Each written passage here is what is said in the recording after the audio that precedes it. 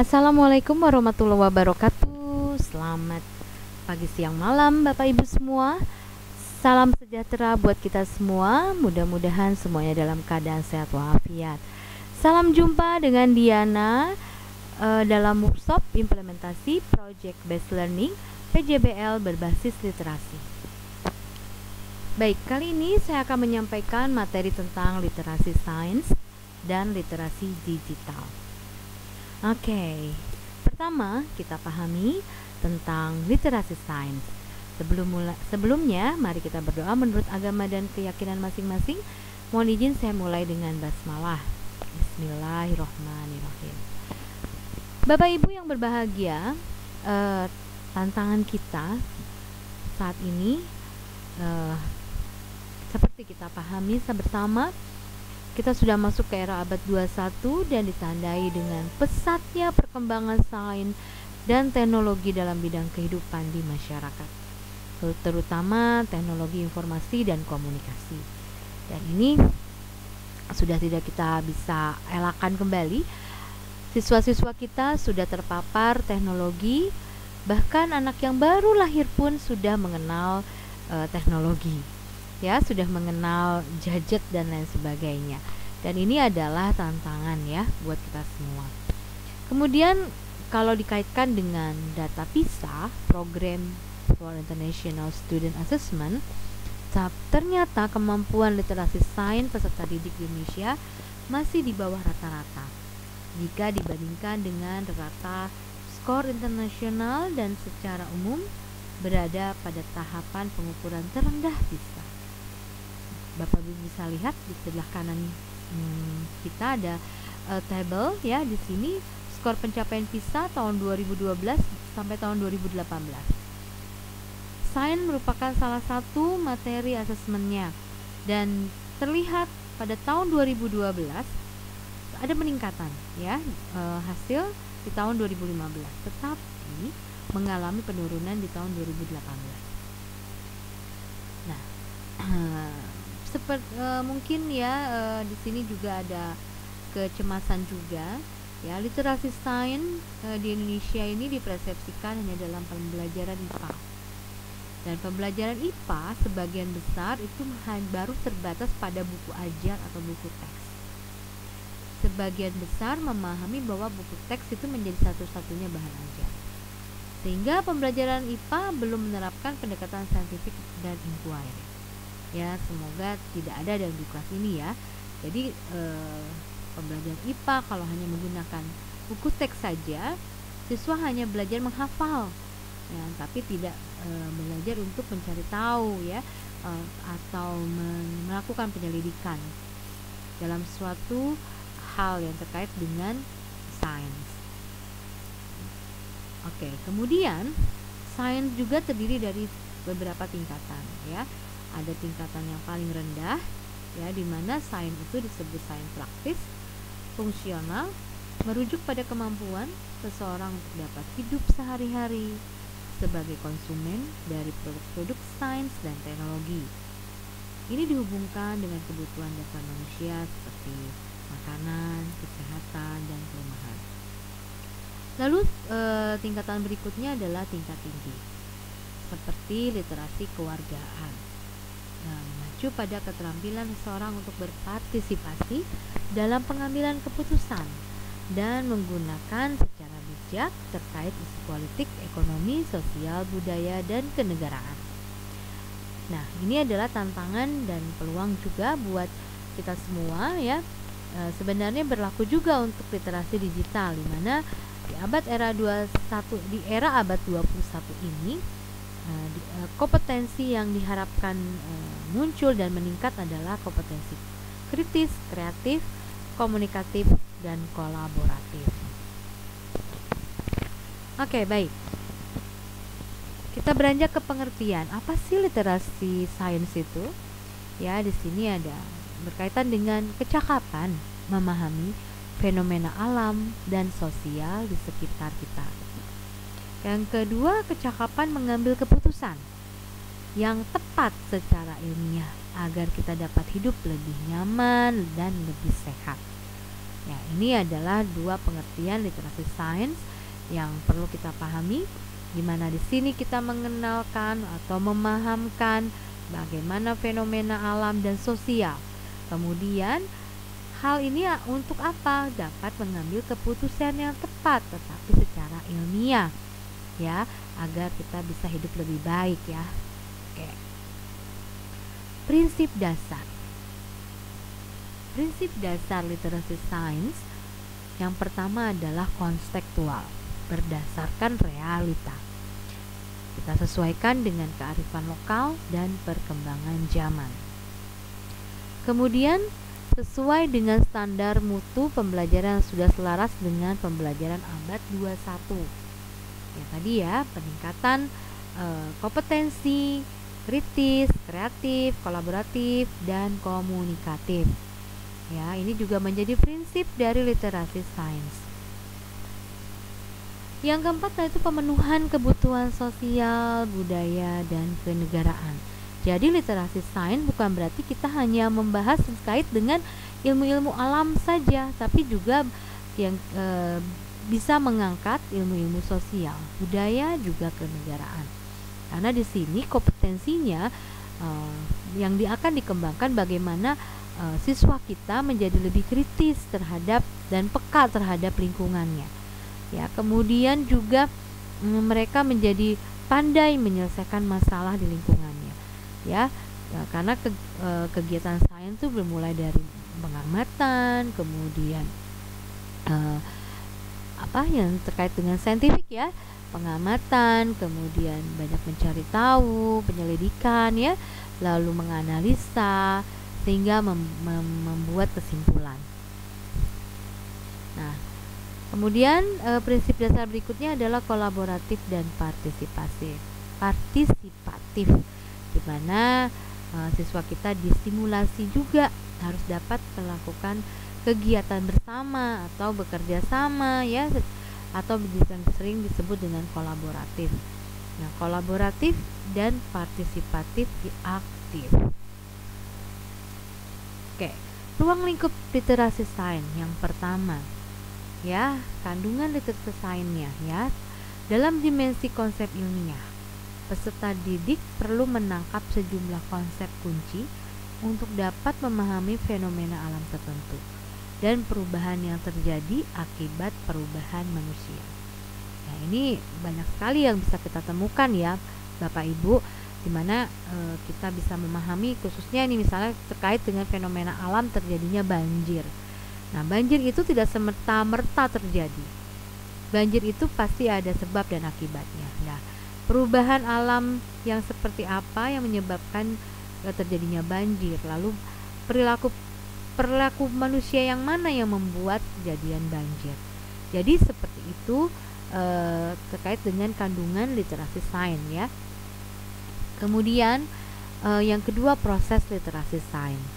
Nah, dalam PISA, ya, mengkaji kemampuan peserta didik untuk menggunakan pengetahuan, pengalaman ilmiah seperti kemampuan mencari, menafsirkan, dan memerlukan bukti.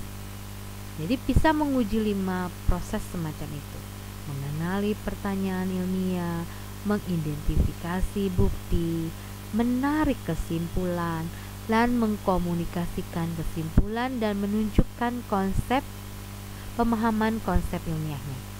Nah, ini, ya, yang pertama. Jadi ruang lingkup pertama kandungan literasinya, kemudian yang kedua adalah proses literasinya. Oke. Nah, yang ketiga, konteks literasi sains. Nah, dalam hal ini konteks literasi sains dalam PISA lebih pada kehidupan sehari-hari daripada penyelidikan di dalam kelas atau laboratorium.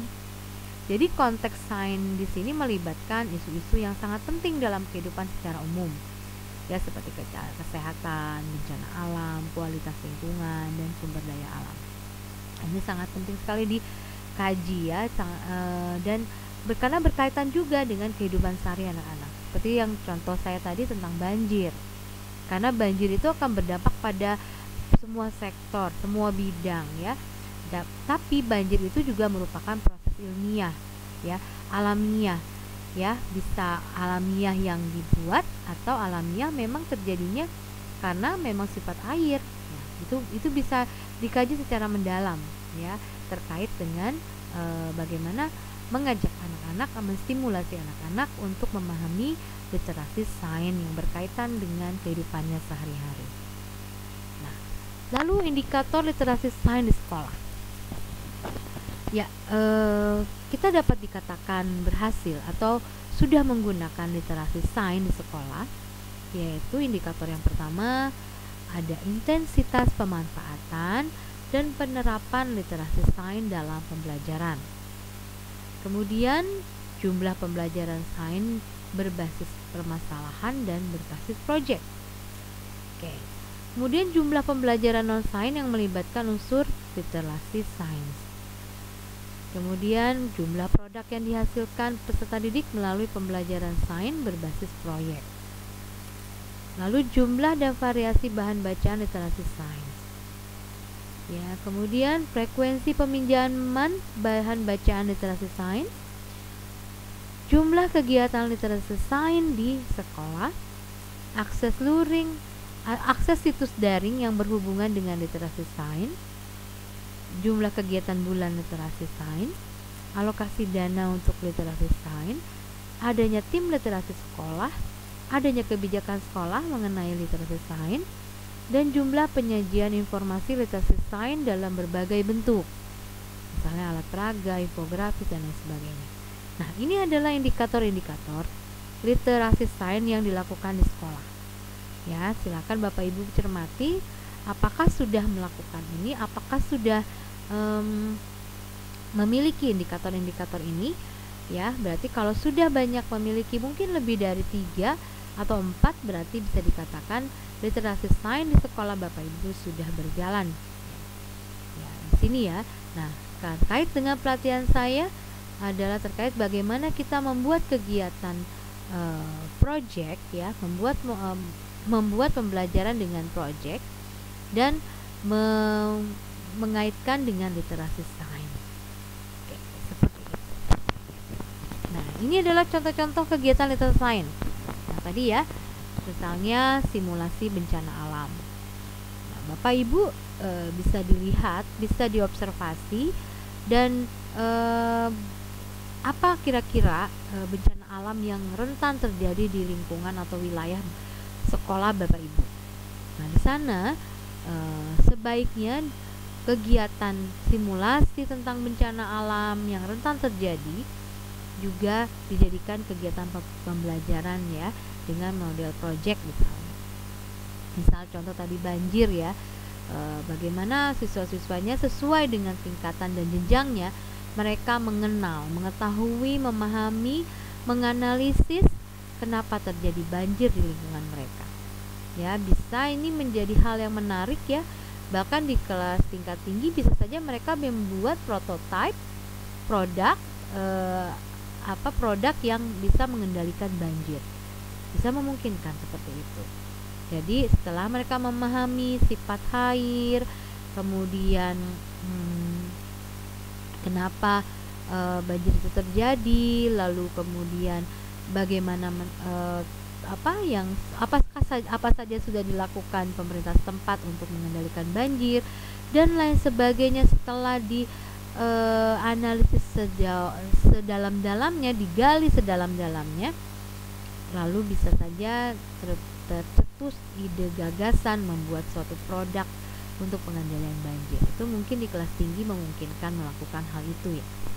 Oke, jadi itu pahami apa yang ada yang potensi, walaupun potensi itu potensi negatif ya, karena bencana alam itu juga merupakan potensi yang bisa dijadikan sumber belajar buat anak-anak. Lalu pemanfaatan makhluk hidup bagi kehidupan manusia ya, banyak sekali ya terkait dengan bagaimana kita mengenalkan tanaman, tumbuhan dari mulai menanamnya lalu memanfaatkan menjadi sumber kebutuhan sehari-hari, mungkin menjadi makanan ya, atau menjadi produk yang lain.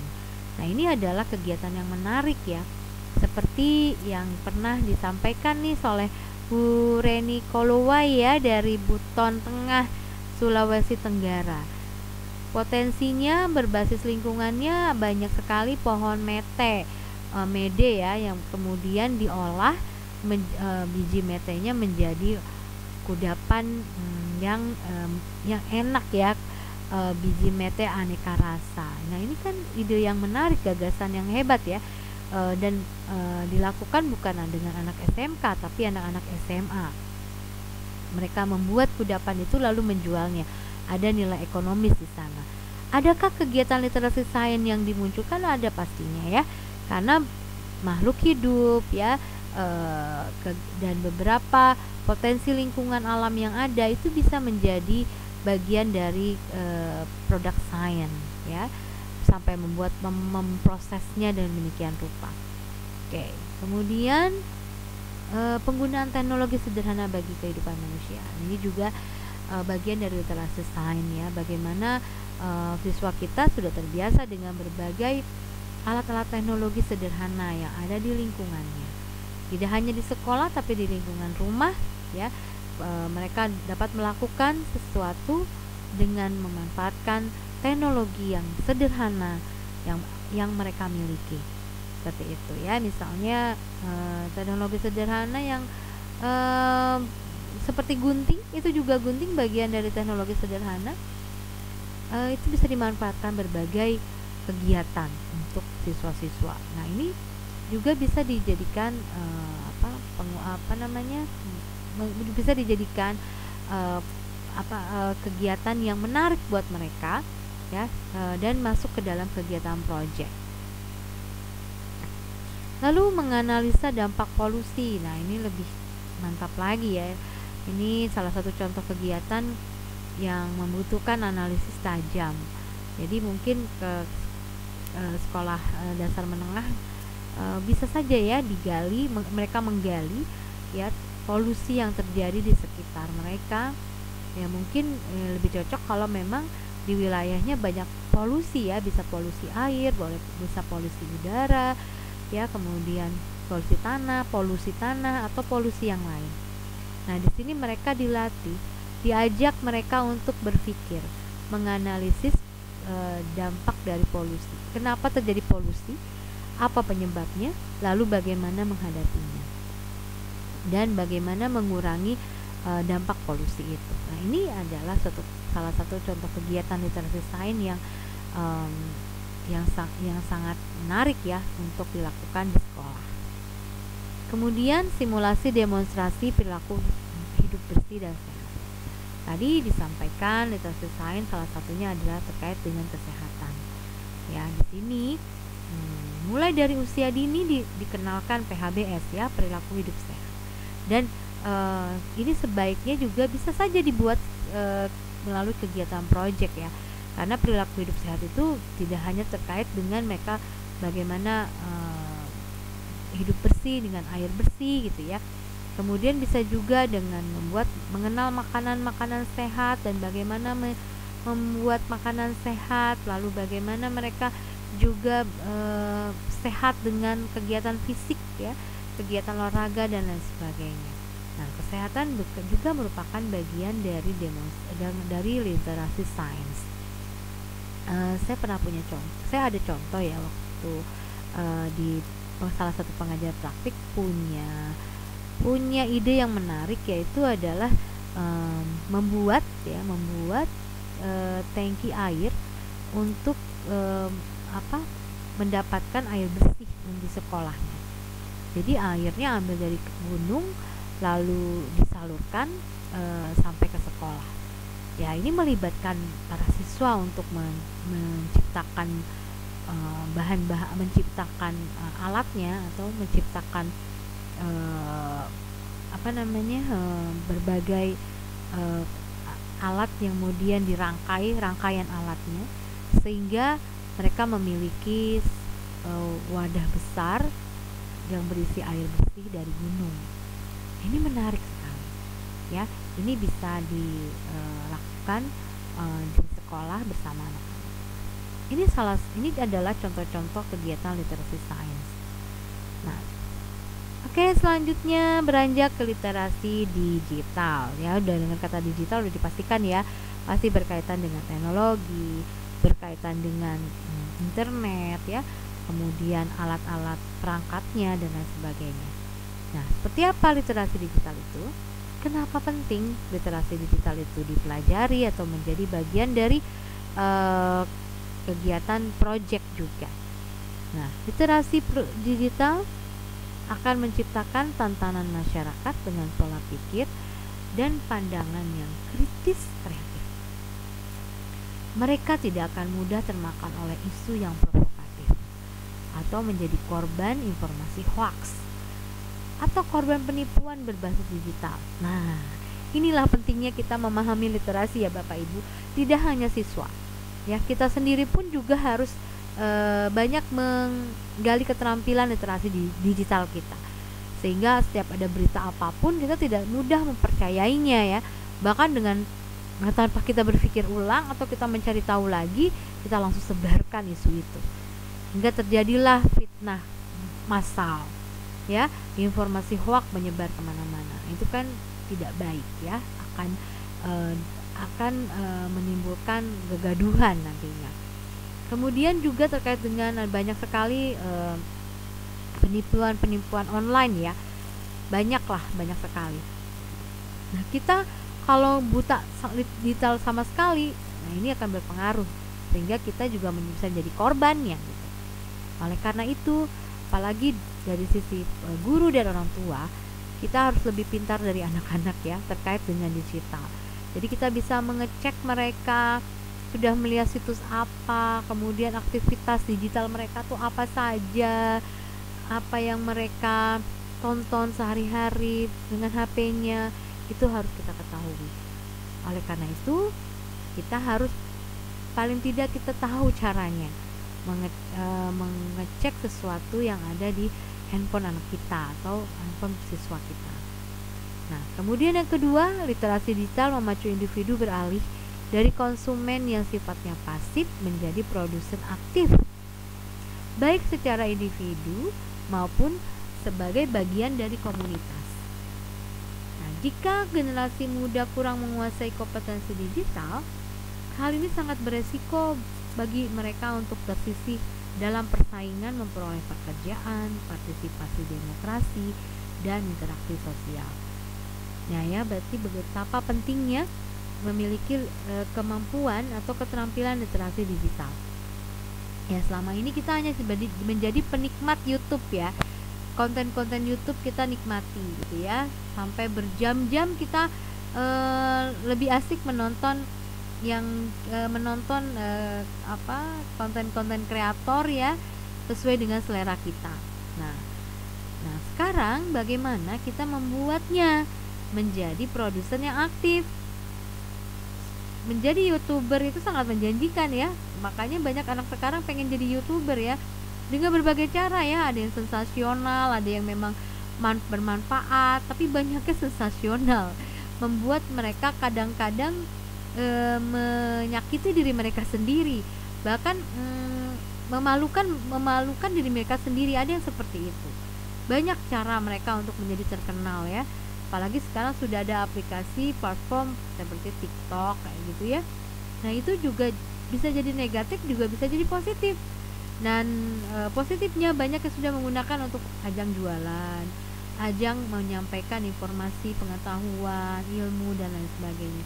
Tapi banyak juga yang hanya untuk hura-hura, hiburan, atau mempermalukan dirinya sendiri. Jadi itu tergantung dari masing-masing ya, masing-masing individu. Nah, ini yang perlu kita kuasai. Guru juga harus menguasai, jangan sampai pada saat anaknya mendapatkan banyak informasi di TikTok dan kita nggak tahu apa-apa gitu ya. Nah, pentingnya kita menguasai ini juga untuk kepentingan anak didik kita. Jadi kita bisa memberikan batasan atau bisa, saya juga tahu kok kamu kalau masuk ke website ini, ke konten ini kamu begini. Kita bisa memberikan pengarahan. Dan pentingnya lagi buat siswa, kalau dia menguasai digital, memiliki kompetensi digital, dia mudah mendapatkan pekerjaan karena bisa saja mereka banyak mendapatkan informasi dari sana sini ya. Era globalisasi ya, informasi dari mana saja itu mereka lebih banyak tahu gitu ya. Kemudian kompetensi yang biasanya di dunia kerja sekarang, digital atau literasi digital atau kompetensi computerized itu menjadi hal yang utama ya, jadi pertimbangan utama. Oke, seperti itu ya. Nah, terkait juga dengan interaksi sosial mereka dengan teman-teman yang lain yang berada di belahan dunia manapun gitu ya. Itu juga menguntungkan juga ya, ada untung dan ada ruginya juga ya. Tetapi kalau kita ambil positifnya juga banyak positifnya. Nah, kemudian partisipasi dalam demokrasi ya, bagaimana hal ini juga menjadi hal yang penting buat mereka. Jadi mereka nggak kudet ya, atau kurang update gitu ya, untuk mengetahui isu-isu politik, isu sosial, isu budaya dan lain sebagainya yang ada di jaringan internet atau di digital yang mereka pegang. Oke, jadi pengertian literasi digital itu apa? Nah, pengertiannya adalah kemampuan memahami, menggunakan, mengakses, merangkai, dan menyebarluaskan informasi melalui perangkat teknologi digital. Tuh ya, jadi di sini tidak hanya mereka sebagai pengguna, tapi mereka juga bisa punya akses, kemudian mereka bisa membuat sesuatu dan bisa menyebarkan informasi melalui perangkat teknologi. Nah, manfaat literasi digital tadi ya, urgensi sudah saya sampaikan. Dan sekarang manfaatnya apa? Nah, dengan digital kita bisa menghemat waktu untuk mencari referensi di internet, karena bisa dilakukan kapan saja dan di mana saja ya. Biasanya nih barang atau benda yang tidak pernah ketinggalan, mau kemanapun, sampai ke kamar mandi pun, adalah handphone ya. Nah, pada saat waktu kita sangat sempit gitu, tapi kita butuh informasi apapun, kita tinggal mengetikkan saja keywordnya, itu nanti akan dijawab semua oleh Mbak Google ya. Nah inilah kenapa di era sekarang mudah sekali mendapatkan informasi ya, karena bisa dilakukan kapan saja dan di mana saja. Kemudian melalui literasi digital, belajar juga lebih cepat dan efisien.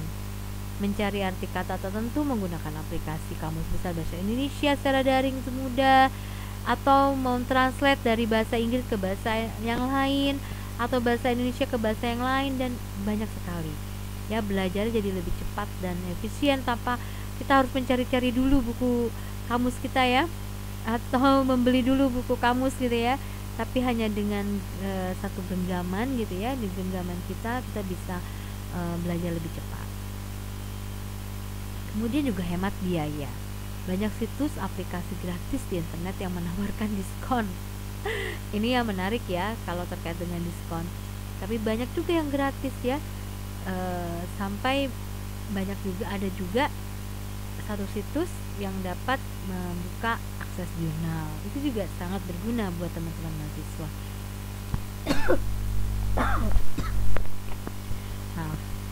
Kemudian memperoleh informasi terkini dengan cepat.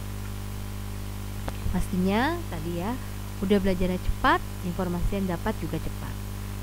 Kemudian memperluas jaringan, bisa menambah teman baru dari berbagai wilayah dan negara lain melalui media sosial. Ramah lingkungan, menghemat kertas dengan menggunakan buku elektronik ya.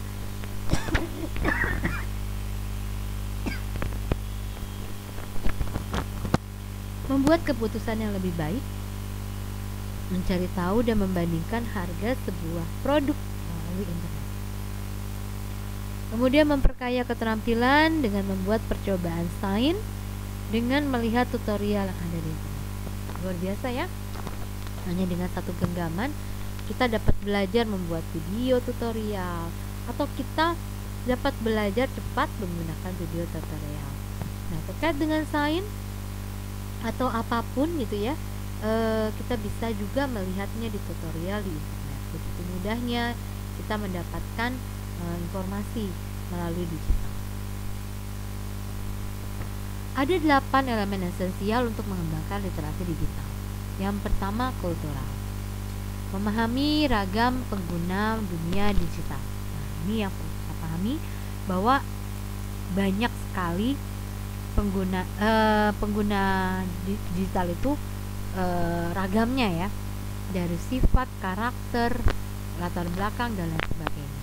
Nah, ini kita harus memahami ini, makanya harus berhati-hati. Salah menulis status saja bisa jadi masalah. Ya, bisa saja kita disomasi orang lain gara-gara kita salah bicara atau bicara semaunya atau sembarangan. Oke. Kemudian yang kedua, kognitif, yaitu daya pikir dalam menilai konten. Ya. Kemudian elemen selanjutnya adalah konstruktif. Mereka cipta sesuatu yang ahli dan aktual. Kemudian komunikatif, yaitu memahami kinerja jaring dan komunikasi di dunia digital. Yang kelima, kepercayaan diri yang bertanggung jawab.